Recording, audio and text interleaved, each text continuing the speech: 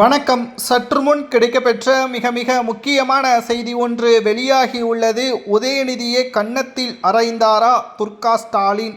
என்ன நடந்தது? அரசியல் வட்டாரத்தில் பரபரப்பு. 2026 சட்டசபை தேர்தல் என்பது இன்னும் 2 மாதங்கள் தான். இந்த சட்டசபை தேர்தலை பொறுத்தளவிற்கு திராவிட முன்னேற்ற கழகத்தின் மூத்த அமைச்சர்கள் தான் திமுகவின் முக்கியமான தூண்கள் என்பதில் எந்த ஒரு சந்தேகமும் கிடையாது. எடப்பாடி பழனிசாமி அவர்களிடம் எந்த ஒரு தொகுதியில் என்ன பிரச்சனைகள் இருக்கிறது, மாவட்ட ரீதியாகவோ கிளை ரீதியாகவோ கேட்டால் உடனடியாக பதில்களை தெரிவிக்கக்கூடியவர் தான் எடப்பாடி பழனிசாமி அவர்கள். ஆனால் திமுகவில் தமிழ்நாட்டிலேயே என்ன நடக்கிறது என்று நேரடியாக கேட்டாலே அவருக்கு தெரிவது கடினம்தான். ஏனென்றால் அவரது உடல்நிலை அப்படி இருக்கிறது. இதனால் அவரை தனிப்பட்ட ரீதியாக நாம் அவரை குறை கூற முடியாது. அரசியல் என்பது பல மாற்று கருத்துகள் இருக்கலாம். ஆனாலும் அமைச்சர்கள் சொல்வதை நேரடியாக ஸ்டாலின் அவர்கள் கேட்டுத்தான் பல்வேறு நடவடிக்கைகளையும் மேற்கொண்டு வருகிறார்.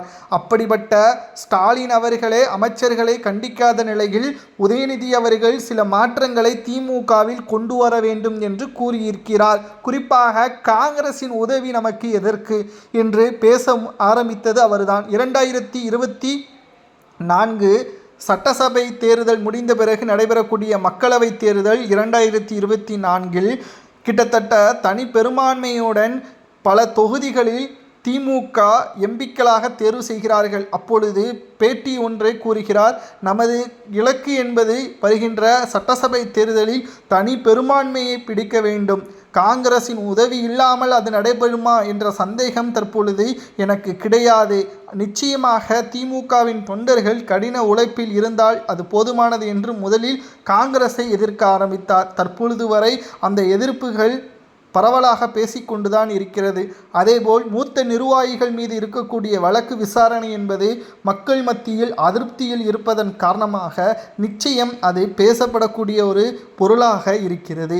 திராவிட முன்னேற்ற கழகத்தின் செயல்பாடுகள் என்பது இளைஞர்களது உத்வேகத்தை வரக்கூடிய காலங்களில் கொடுக்க வேண்டும் என்றால் மூத்த அமைச்சர்கள் மீது இருக்கக்கூடிய வழக்கு விசாரணை முடிவுக்கு வரும் வரை அவர்களுக்கு தொகுதிகள் கொடுக்கக்கூடாது.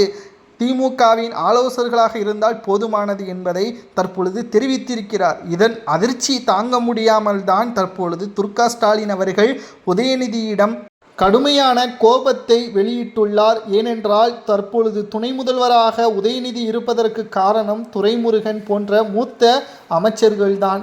அவர்களையே பதவியிலிருந்து மாற்றுவதோ பதவி கொடுக்காமல் இருப்பதோ நிச்சயம் அது திமுகவிற்கு சரியல்ல. நீ துணை முதல்வராகவும் தலைவராக இருக்கக்கூடியவர்கள் முதல்வராகவும் தனது கணவர் முதல்வராக இருப்பதுதான் ஸ்டாலினுக்கு விருப்பம். ஆனால் மாஜி அமைச்சர்களையோ மூத்த அமைச்சர்களையோ கட்சியில் மாற்றத்தை ஏற்படுத்தினால் நிச்சயம் அது மிகப்பெரிய ஒரு மாற்றத்தை தமிழக அரசியலில் ஏற்படுத்தும் என்ற காரணத்தினால் தற்பொழுது ஸ்டாலின் அவர்கள் உதயநிதியை கடுமையாக கண்டித்துள்ளார், எச்சரிக்கை செய்துள்ளார். இது பரபரப்பை அரசியல் வட்டாரத்தில் ஏற்படுத்தியுள்ளது.